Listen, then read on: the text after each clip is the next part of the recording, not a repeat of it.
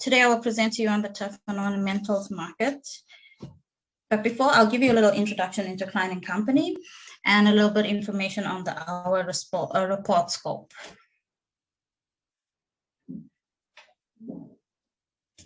Client has served the international specialty chemicals and material industry for more than 60 years. We conduct market research reports in many different industries, including agribusiness, consumer products, chemicals, as well as the energies practice such as lubricants. We are a truly global office with offices in many different countries, and our headquarters in Parsippany, New Jersey. Our information is trusted to give information to help develop business strategy, give information on technology and innovation, as well as manufacturing and supply chain, and to help improve customer relationships. We also have a management consulting division, which we work with individual clients to help resolve their business issues and to implement solutions. Our methodology to create our reports relies both on primary and secondary research. Our information from our primary research is where we differentiate from other market research companies. We attend trade shows and conferences, but mostly we talk to experts in each industry. This includes suppliers, manufacturers, distributors, end users, opinion leaders, government agency, and trade organizations. To complement and to improve our primary research, we also look at secondary research reports, including company annual reports, national statistics, as well as association information. Together with our primary and secondary research, we are able to cross-check our information to provide insightful information that is comprehensive and giving good business intelligence. So a little bit of our report scope for this report. This professional turf and ornamentals market is our 22nd edition of this report. This one is based in the year of 2020 with a forecast for 5 years to 2025. Currently, we have completed 12 countries, but we are planning a USA profile for 2021. For each country, we deliver an individual report with insights. We also segment the market into 3 different segments: golf courses, other lawn care, and horticultural greenhouses and nurseries. And included in this report, we now have an interactive database. This database is a useful tool for clients to find the information that they want according to their own needs. So let me give you some insights and some information from our 2020 market analysis. As I mentioned, our report is covered over 12 key countries. These are Japan, South Korea, Italy, China, Mexico, Netherlands, Brazil, Argentina, France, Australia, South Africa, and the United Arab Emirates, ranged from the increase in descending order. As you can see, Asia dominated the market share, with Japan as the market leader. This is because Japan has a good golfing industry and is ranked as the world's third largest golfing nation due to the number of courses that it has, as well as the fact that it is a very popular sport with people over 60 years old. On the other side of it, we have the United Arab Emirates, which is ranked as the smallest value country and is more of an emerging country for this industry. This is because in the last few decades, the construction in the country has been booming. As more residential areas have been developed, so too has more parks, gardens, sports fields, and golf courses. And within their sports field and golf courses, the country has developed it to be world-class places where international events can be held. On the other side of the market, when we look at some more mature markets, such as in the European countries, we find that sales have been moving away from traditional chemicals and more towards the use of biologicals. Client estimates the global market value to be $1.2 billion in 2020. As I mentioned before, we segment the market into 3 different categories, the largest of which is our horticultural greenhouses and nurseries. This segment includes any crop that has been developed under glasshouse or protected cover, which includes fruit, vegetables, as well as flowers and tree saplings. In recent years, there has been an increase in fruit and vegetables grown under protection, especially from the organic produce sector. Our second biggest segment is golf courses. In many countries, golf is perceived as a game for wealthy and is a good sign for how the country's economic situation is going.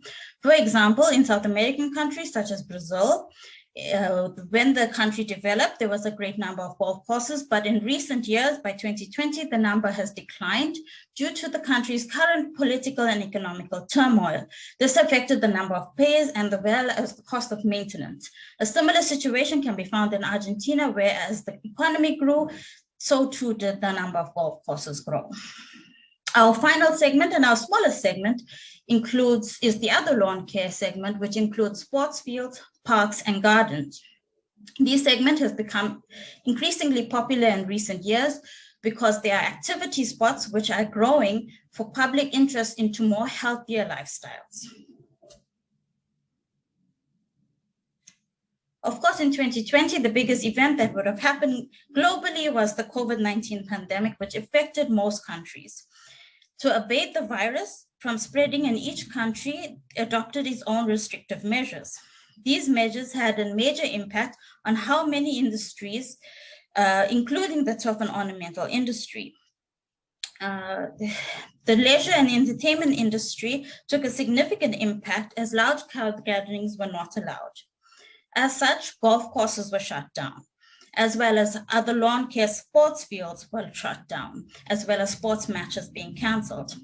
However, we found that most golf course maintenance and turf maintenance continued to occur despite not having any customers.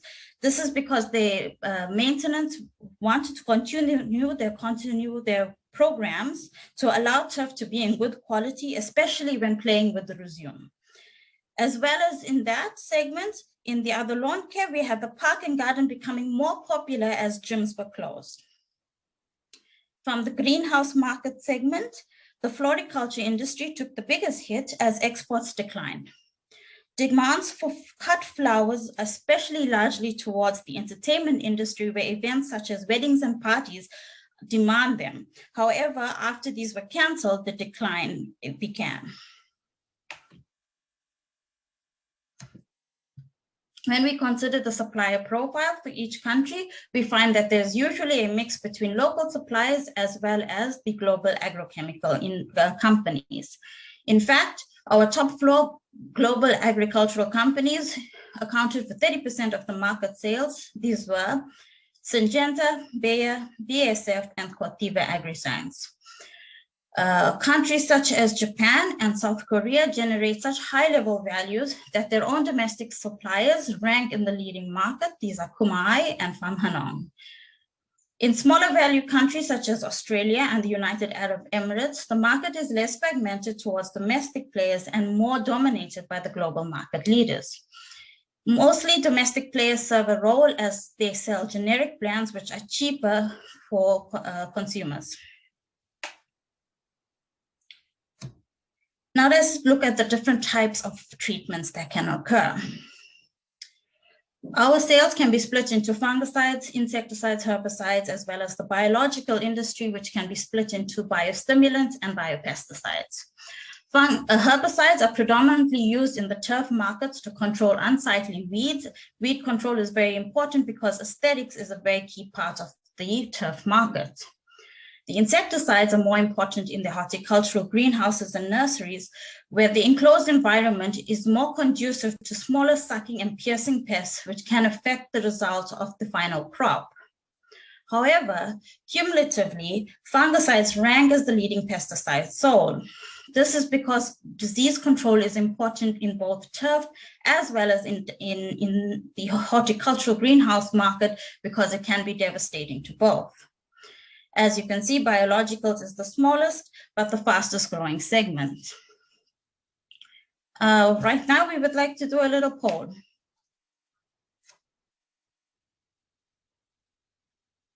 Vera? Sorry, I had a problem to mute myself for a second. Sorry, would you like to do the poll now, Vera? Yes, yes. Do that. So which country ranks as the highest valued country for biological sales is our today's poll. You have a few seconds to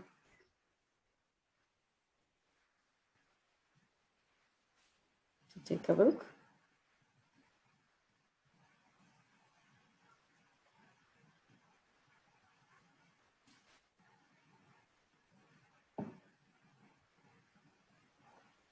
Okay, we're gonna add, and there are two winners, Brazil and Italy, and Anissa will reveal the answers in the following slide. Okay. So, as you can see, Italy is the biggest valued country for biological sales. So let us talk a little bit about the biological industry. In recent years, we have found a significant rise in the use of biologicals in many developing countries. However, we still find that there is a large variation in adoption rates between many countries, and some countries are still lagging with almost little biologicals being sold. So let us compare the top 3 countries from our turf and ornamentals market report. So despite being the market leader, Japan, as you can see, is almost entirely based on traditional chemical pesticides, and very little biological inputs are being used. And within the biologicals, you can see that it's almost only biostimulants and very minor sales towards biopesticides. South Korea is our second highest country. As you can see, there's a slightly higher use of biologicals, and it is mostly towards biopesticides, but biostimulant market is still growing there. Italy ranks as the highest value country for our biological sales, and it is currently growing at a rate of 8.1% from the 2019 value. As you can see, it is mostly towards biostimulants, but there is a good development within the biopesticides market as well. Okay, we can also further categorize our herbicide applications. We can look at herbicide applications based on how the weeds are controlled. It can be either selective or non-selective based on what type of weeds that needs to be controlled. So if there's just one type of weed or one specific species, then we use a selective herbicide.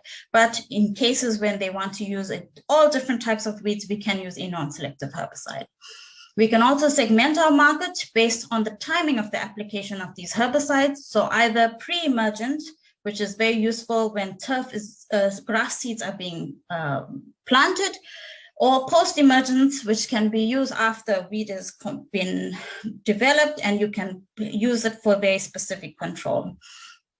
So in recent years, despite there's been many controversies, from our report, glyphosate remains the leading non-selective insecticide ingredient, but also it is our leading herbicide ingredient. So again, we can do another comparison. If we look at our 3 South American countries and the herbicide sales, we also find a smaller segmentation that can happen where products are used more indiscriminately. So we can have sales can be for certain products as applied pre as well as post-emergent, or in the case of Brazil, we have some products which can be used both selectively as well as non-selectively. As you can see, Mexico ranks as our leading herbicide country. In this case, we find that sales are mostly towards post-emergent herbicide as well as selective herbicide applications. In Brazil, the sales are mostly towards pre-emergent herbicides as well as selective herbicide applications. And in Argentina, it is mostly towards post-emergent herbicides, but it is more equally split between selective and non-selective applications.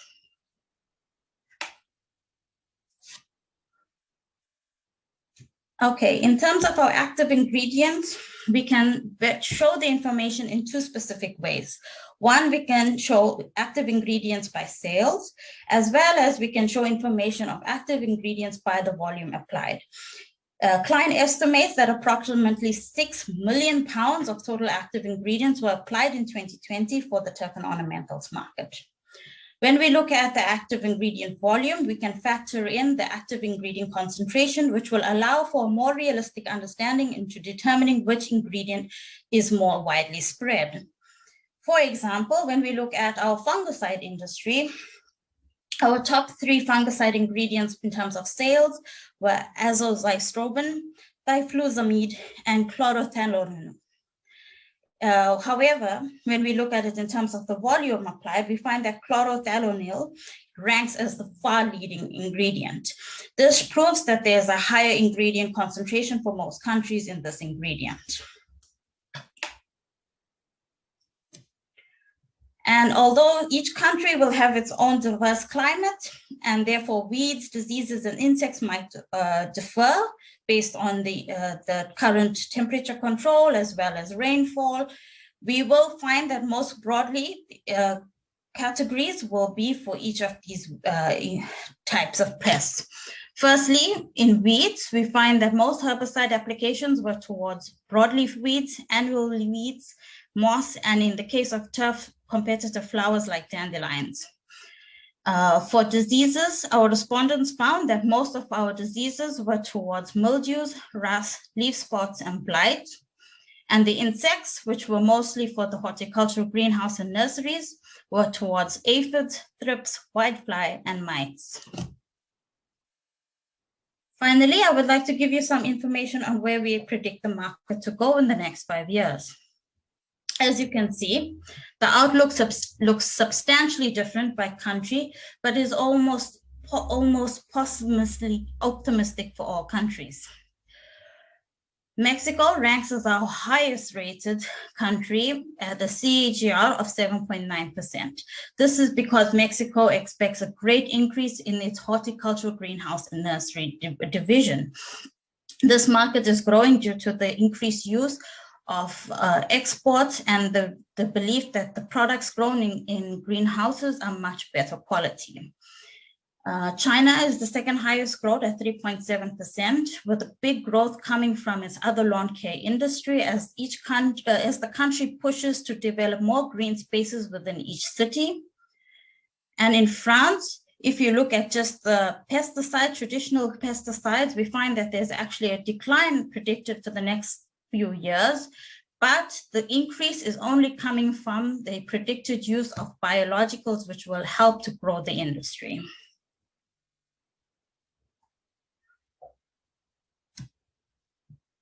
So what are some of the main factors that can help grow the market or help impact the market? So first of all, we would look at the impacts of COVID. For one, on the positive side, we have the COVID vaccine, which signals and hope for the end of the restrictions and to help businesses have some sort of economic recovery. However, on the negative side, we don't know how long these COVID vaccine implementation will take. This could lead to more sustained COVID restrictions in the short term, which can lead to permanent loss of business and weaken many economies. Outside of COVID, one of the biggest things, as I've mentioned, is the rise of biological inputs. Well, on the negative side, we could have many countries that adopt tougher legislation for chemical pesticide use, especially for those in public spaces, which will lead to a loss of products.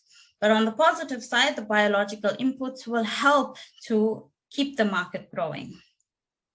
However, on the negative side, countries that are already lagging will struggle to trade in the global export market, and it will limit their sales growth potential. However, we also believe that on the positive side, consumer demand factors will help to develop the biological industry as more consumers are looking for healthier lifestyles with organic products as well as more local production. Overall, clients forecast the market to grow at a compound annual growth rate of 3.1% to reach a value of $1.4 billion by the year 2025. In conclusion, I would like to thank you for attending this meeting. If you would like to find out more information or would like to know more about our reports, you can contact me or any of our sales analysts. I will leave this up for a few more minutes if you want to take down some notes. Thank you once again for their attendance. Nice. Thank you, Anissa, again for this wonderful presentation. Everything went well. Anissa is joined us from South Africa, so we were a little worried about connection. At the end, connection was a little worse on our Czech Republic side, but it was all figured out. So thank you for attending, everybody. Yes, here are your account manager's contacts. If you have any market-related questions, you can, of course, contact Anissa. This report is available by country if you're interested in particular countries, or as a global report. There will be United States coming soon this year. And if you have any questions, you can always react to the email you'll be receiving as a follow-up, automated follow-up email, but you can reply to that because we get that email in our inboxes. So thank you for attending, and I hope you found this presentation enjoyable. Thank you, Anissa. Thank you. I'll give it a few more seconds before I say goodbye. And I think you probably know Pierre, Francis, and Anna Maria. Francis is in the United States, Pierre is taking care of Asia and Middle East, and Anna Maria is taking care of Europe and Africa. So I think we have it covered all the whole world. So thank you. I see you guys leaving. I'm wishing everybody a wonderful day, and this time, goodbye. Bye.